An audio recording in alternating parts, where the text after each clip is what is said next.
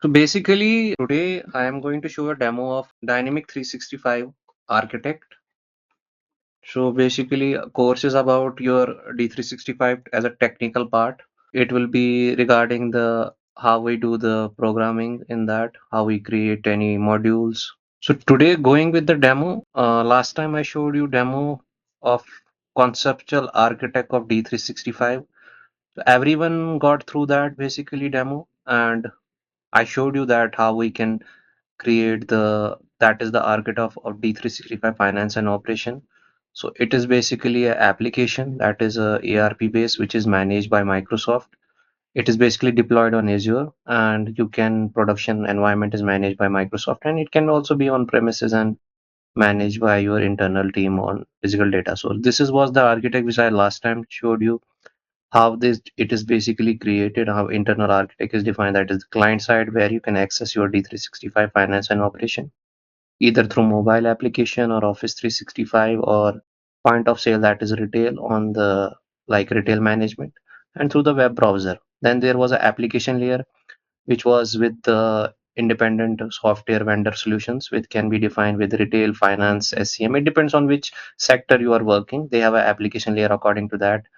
Then there was a platform on which platform you are working, like badge, UI, reporting, web services, workflows, business event. This is along with the discussion when we basically go in the depth of it structure.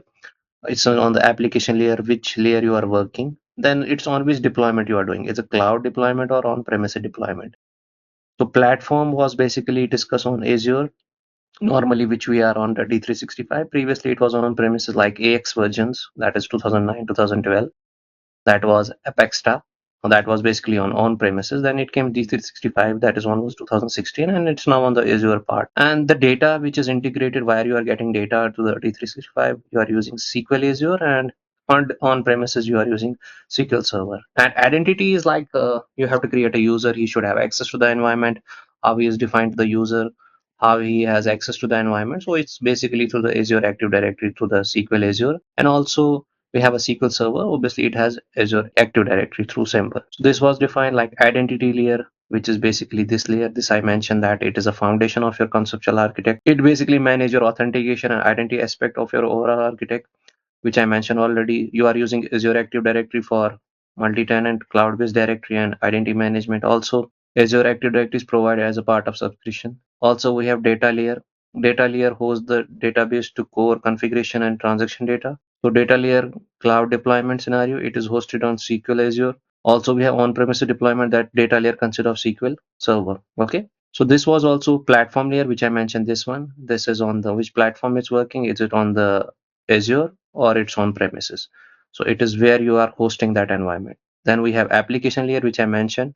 Application layer is basically a core component of your D365, where it has coding, your code elements, metadata, components that can define, and it has three components basically: application platform, application foundation, and application suite that can be discussed here. This is the basically this is the architect of that application layer, which is this application suite is this. It has a fleet management. Then we have application foundation. This is when we create a workspace for your project in finance and operation in Visual Studio on the programming level. Application foundation has these concepts where you get the elements like organization module, number, sequence, global address, source element, documents on that platform. Then we have application platform where you are getting SSRS report, client presentation, workflows, and runtime access.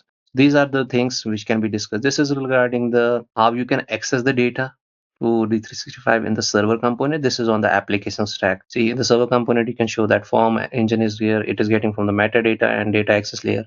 You can only read that access. So this has been defined here. This is regarding the application stack and server architect. Also, data layer, which I mentioned here, which was already mentioned, and development tool. Which development tool you will be using? You will be using Visual Studio here. Last time I showed you. And lifecycle services, that is the main component which is managing your lifecycle services of D365 instance. It basically install the deployments, updates, monitoring, all aspects of D365 instance which you create for your environment, so that you can start that D365 environment and capability for software development, customer provision, and everything where you get you can say it's an environment. Like to create an environment, you get the D365 instance created. This is how the cloud deployment architect work for D365. This is through Office 365. Here we have D365 client that basically try to access through the OData services. And through the OData service, it is connecting to the Azure Traffic Manager that is in the Azure. And it redirects then through Load Manager that manages your Azure Load Balancer. And then it get access to the, which I mentioned last time already, through the AOS, that is Application Object Server. And it has three nodes that is here mentioned regarding retail, management, reporter. So it depends on how many nodes it has. It can then access through the data to the Azure SQL. This is for the cloud deployment, which is this one. This is the cloud deployment. It is same one, but it is defined how you can access through the everything that data. So it uses basically Azure infrastructure for your management and how you can route the data through that. And also, likewise, I mentioned that lifecycle services. See, development is this defined, how we can do the development. So development has Visual Studio where you can do X++ programming and you just create the instance classes and you get the data from your packages which has metadata, binaries and data. And through the binaries data, you get to the access to the APIs and get built and run that. It is basically accessing through the AOS. So I will try to show you 1 minute. I have a free environment. So this is directly a lab environment which we have free access.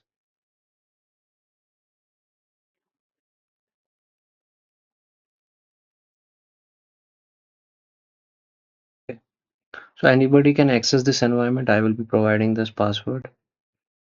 So this is the password. Will automatically start and we can start the Visual Studio also. I can show you how we look for programming and how we can look upon the projects and starting that. This is starting your D365. That is FNO, the portal which looks here upon. It's taking time. See, when you start the Visual Studio, it shows like you want to clone a repository. That is, get the code from your Azure DevOps or GitHub. Since we have not linked the GitHub's Azure DevOps with this, I can later on show you also.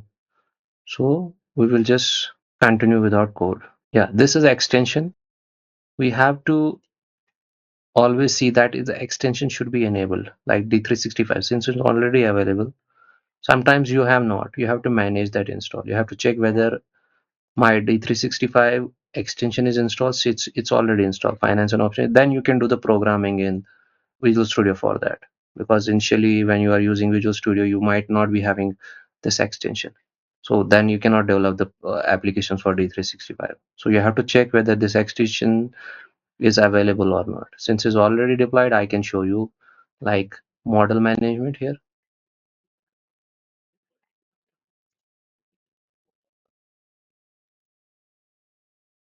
which I am talking about the application platform, I mean application core and application foundation. We have an application foundation here. It depends like which you are defining. I will just choose the application platform and then next and select the package. Since we don't have any packages created, I can select any packages from here. It is obviously already selected. Next. Yeah, it's updated. So D365 has this like model management. In the model management, you can create a new model. Also refresh the model. Since I can show you will all the layout of your package dependency. See how it looks. Package dependency in D365. You can see. This is behind the metadata, our structure looks with your tables which has been created already Microsoft. The huge structure of your dependency of application model. So application suite is here. It has dependency with the other metadatas. Okay. So which modules where you get the all, you can say already predefined classes or something, then you create an extension on that. It has been already created in that.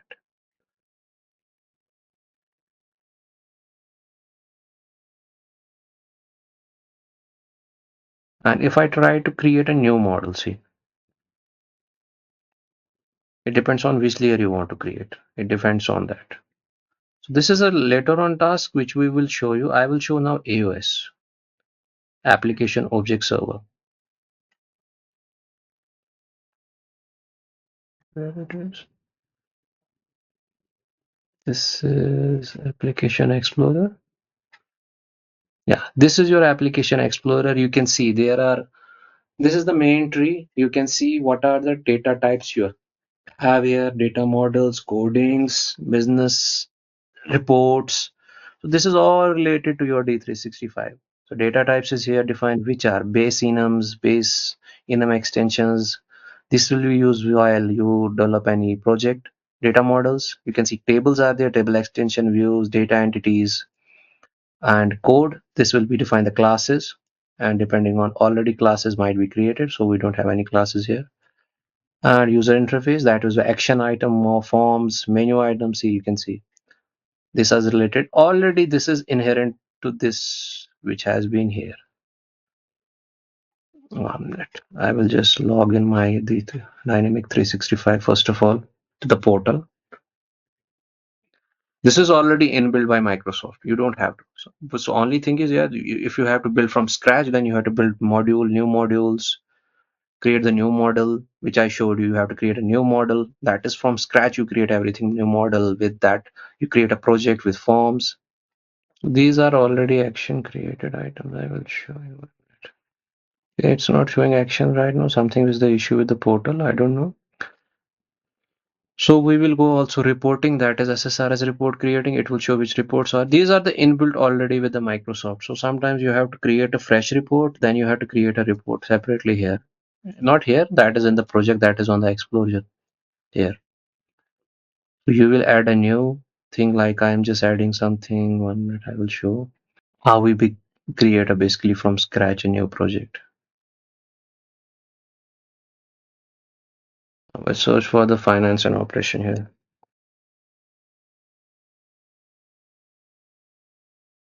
Yeah, this is the finance and operation. I have to select that. If I create test project, test, so it will store the repository in this location. So you can change it also, the repository. This is a local repository right now. And solution will be add new solution. Already test, and it has .NET version this. This is creating a fresh project. So I have created a fresh project. Now I want to add something this to project, like new item I want to add. Class, tables.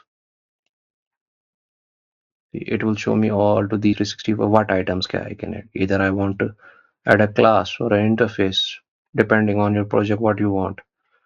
Data modules, that is data entities, map, query, tables, report, if you want to add a report. Services, what services you want. Security, duty, user interfaces. These are the action and menu items that will show display in the D365. So this is basically regarding how we can do the coding part of that. And we have to also create the repository, that is through the Azure DevOps. This is through the clone repository. Let me check. Okay, this is for the 1 minute. Azure DevOps is normally we use Azure DevOps for to store our code in the repository. Since we have to add that repository here, get the URL of that server. We don't have any server right now because we have to log in the Azure DevOps. Okay, if I try to add, let me check if it allows.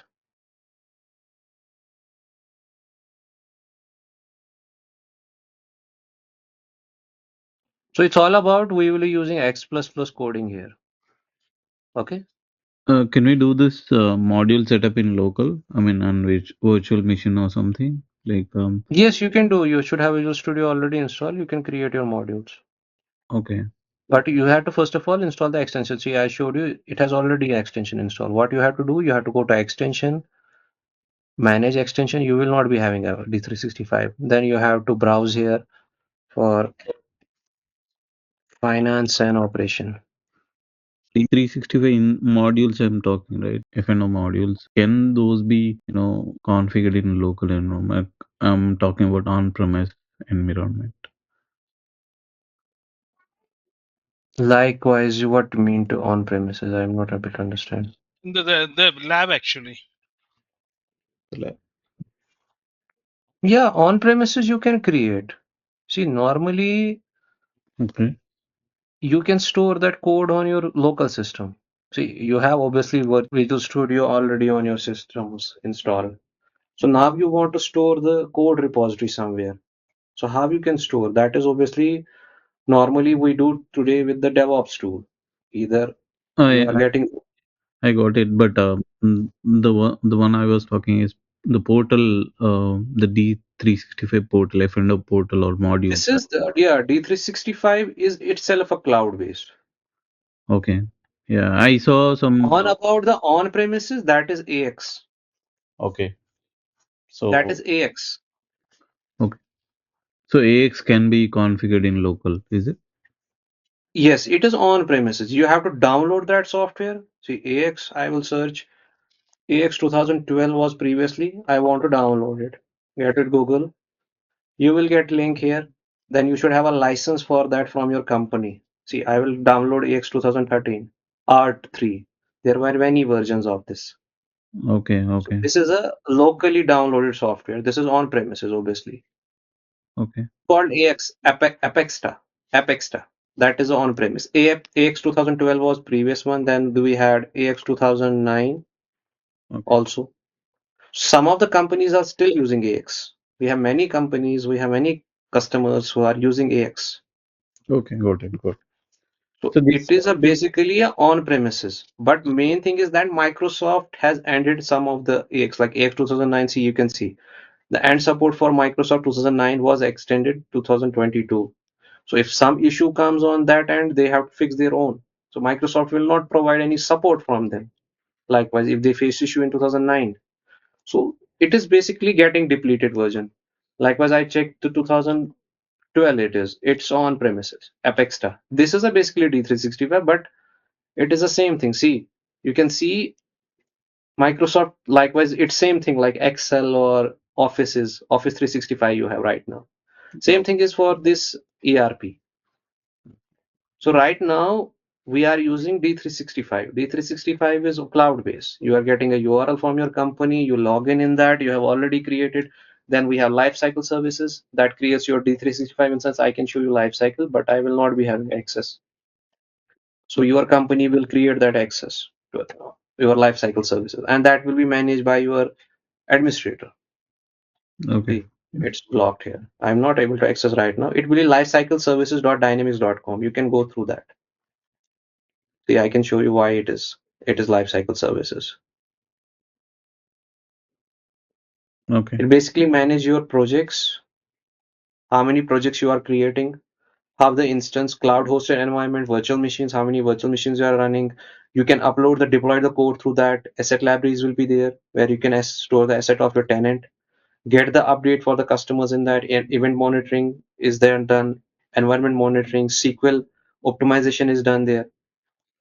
So it is all about the different thing that is LCS is doing about your projects. So it's a basically like you are managing your environment of a Dynamic 365 instance, Okay. and that is managing your D365 cloud base. So Apexta on premises, then you have to down AX. You should have license for AX 2013. So how much This you have to download. difference Yeah. it has, like If you download this, you should have already license. See, if you go to download, that's why I showed you. It's a simple. Then it's on premises, obviously. okay. You will get download installation files. You download on the local system and then install it. Obviously, it will ask a license. It's not a free, or it can be a trial base. I cannot show trial work or not, but since I'm showing the Microsoft free environment, this is a learning environment. This is free to everyone in the world. He can access. He can do lab testing, everything, programming here. He can do projects here.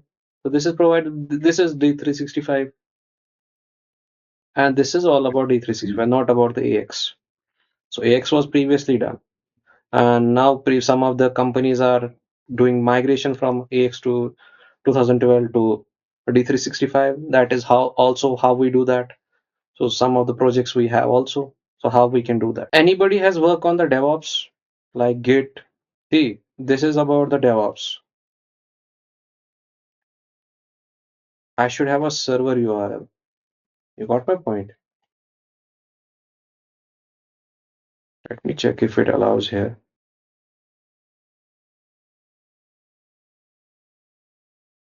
I can show you how we can. Okay, it's 10.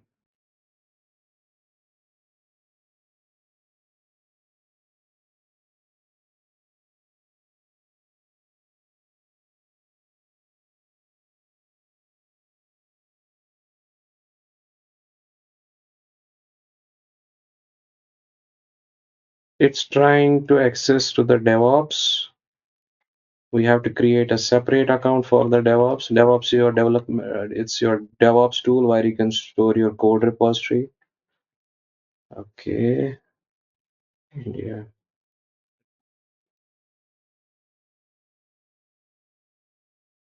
It's creating a project. I can show you today also that in the demo. Basically, I will show you how to connect your DevOps to Visual Studio also. So nobody has worked on DevOps. Azure.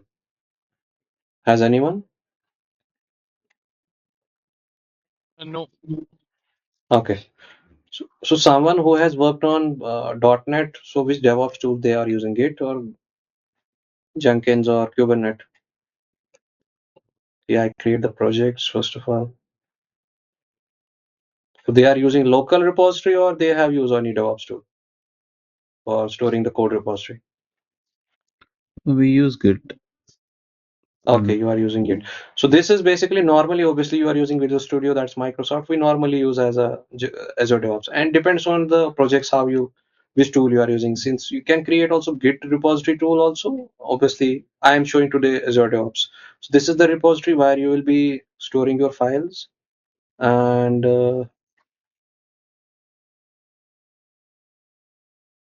since I have not added any tool here,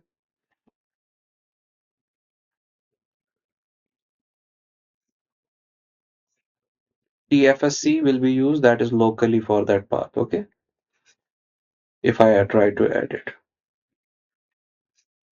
Since I have not added any project repository here, so I will be showing it's a today demo. So it's already created now. It will refresh.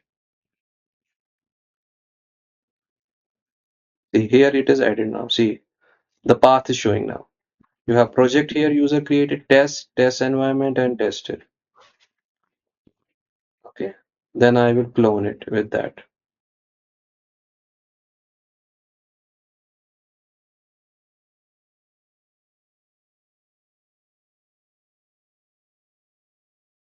I will show you also that. That is a later concept because that is not, it is how you store the repository there. It got the test environment repository here created basically. It should be the path here. And if I want to add any new file here, it can show me. Since I don't have anything here to select, so it will not show anything. Solution Explorer, it's already showing. And this is Team Explorer. Yeah, this is repository. It has been connected to this repository. You can see that. Since I have not created any work items, I have not built anything, and I will go to settings. This is the setting part which I have showed you. And it has been, I will show how I can manage the connection. The managing connection has been already done. Yeah. It has connect to the Azure DevOps now. Okay. So regarding the Git, I will show sometimes another day when we have that projects on that. This is regarding the Azure DevOps. And Solution Explorer, we have the projects to be created. And I am trying to show you D365 Access. Why not in here? Portal of the D365 Dynamics.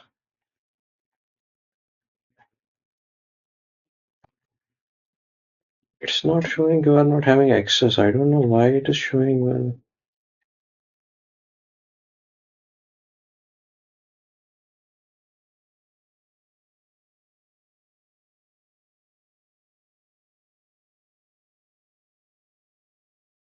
I don't know why it is not showing access today.